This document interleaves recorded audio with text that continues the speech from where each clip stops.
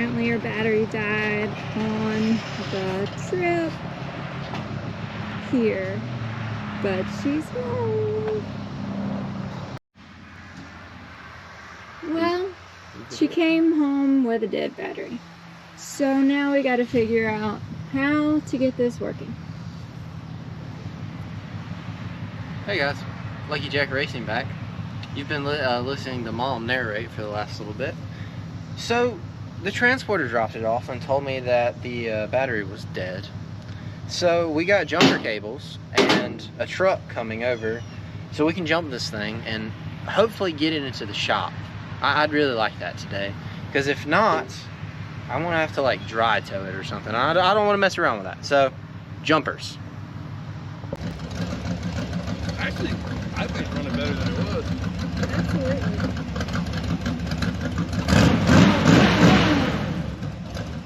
Nice. Nice. Carburetor knowledge.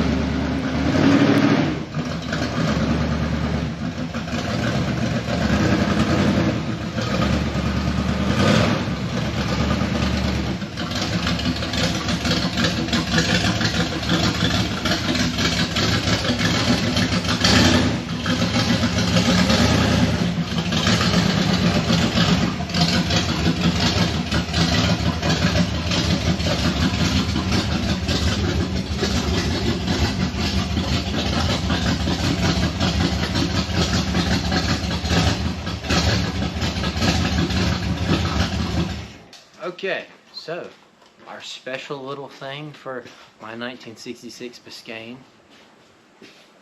Manitoba plates. So, North Carolina law says that we are allowed to put vintage plates of the same year as the vehicle. So, as you can see, 1966, from wherever you want, as long as you have a real tag, which I have a real tag for in the glove compartment. But they let you put these fun little plates on them. So, 66 Manitoba license plate, and I mean, it's even got a little buffalo, I guess, on it.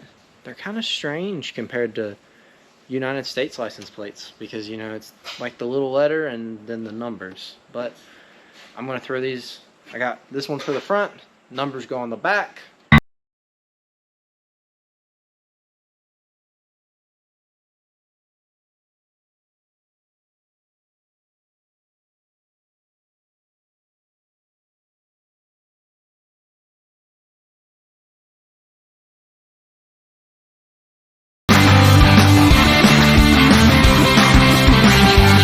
Okay, so to make the small block run decent in this, we adjusted the idle mixture screws in it, and that, I mean, it idles good now. It's idling. Vacuum was reading about 15 to 20 at idle. That was as good as we could get it. So it still has a lean condition whenever you roll into the throttle, so accelerator pump probably needs to be adjusted or something. I'm not really sure, so I guess we're just gonna start figuring things out.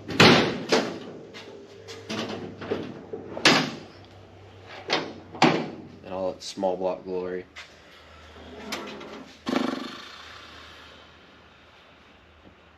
If we're being honest, I have no idea where to go from here. I guess I'm just gonna start tearing into it here in a minute.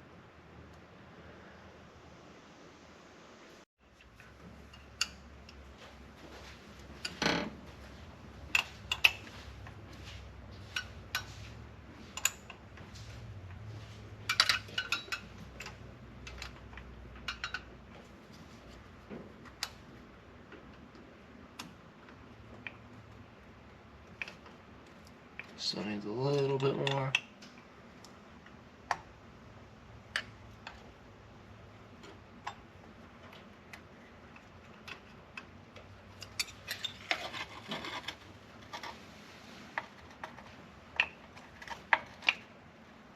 There we go.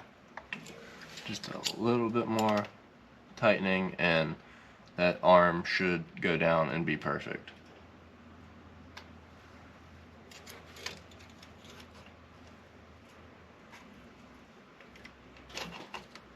Yeah, that seems about good. So basically all I was doing, adjusting the preload. This is 0.015. You just stick it in between the arm and the spring right here, and you know, you can see as I'm sticking it in there, that arm is starting to come down for your secondaries. So, oh, primaries, excuse me. Yeah. Okay, so just finished up the primary adjustment. Well, just secondary, exact same thing, same feeler gauge. Gonna come in here. That's actually pretty good right there. I'm gonna need to tighten it up just a little bit more.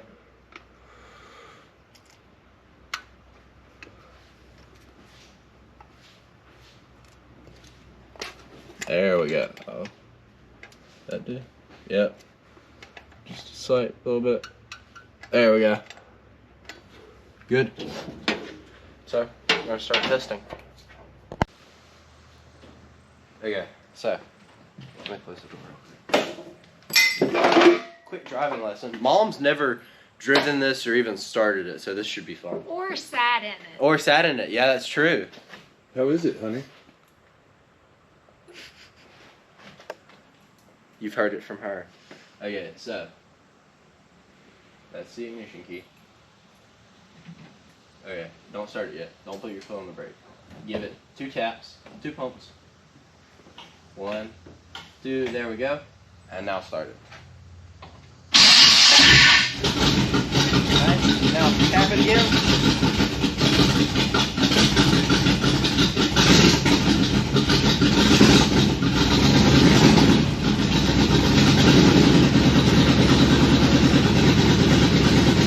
Now, foot on the brake, reach over,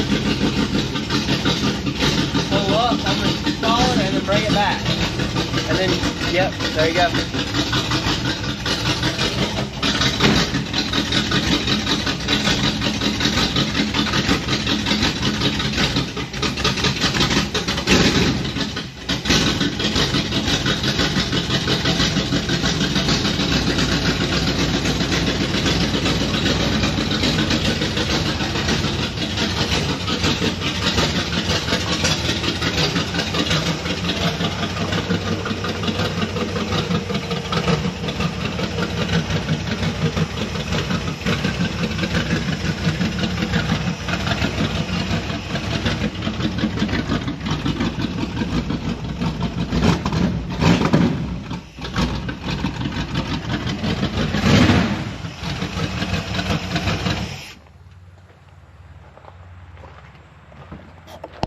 So my feet barely touch the pedals.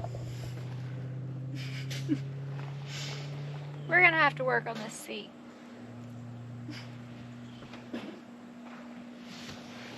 There's 3 layers of blankets and 1 bench seat cover on there. It needs some more padding. Needs more padding? Yeah.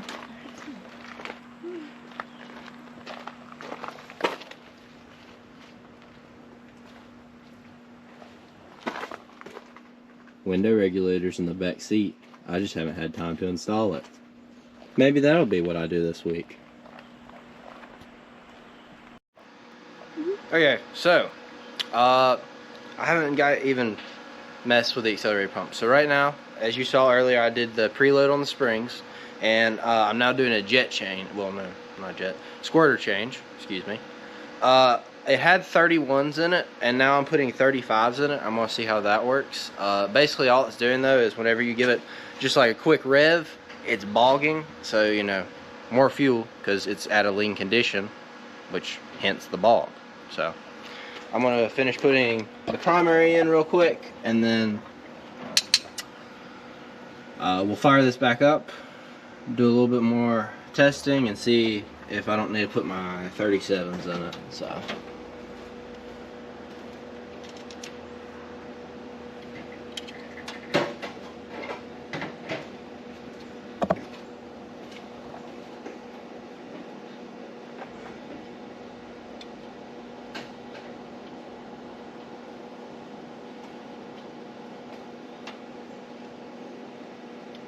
Are you struggling?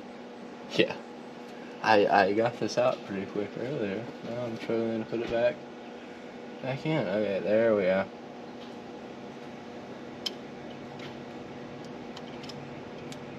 Oh. Yeah. Yeah. Oh.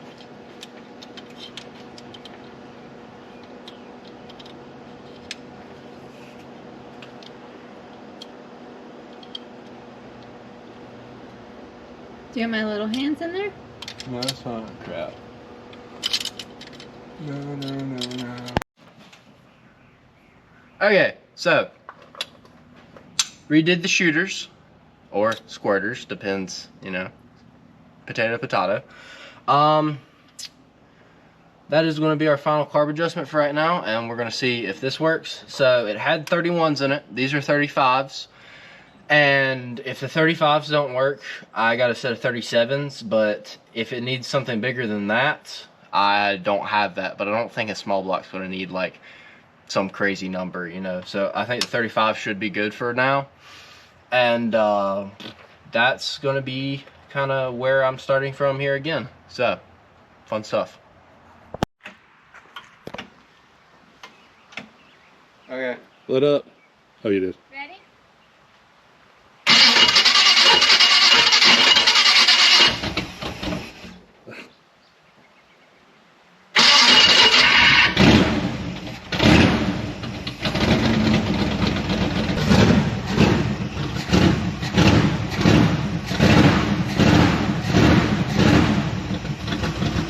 I call that fixed.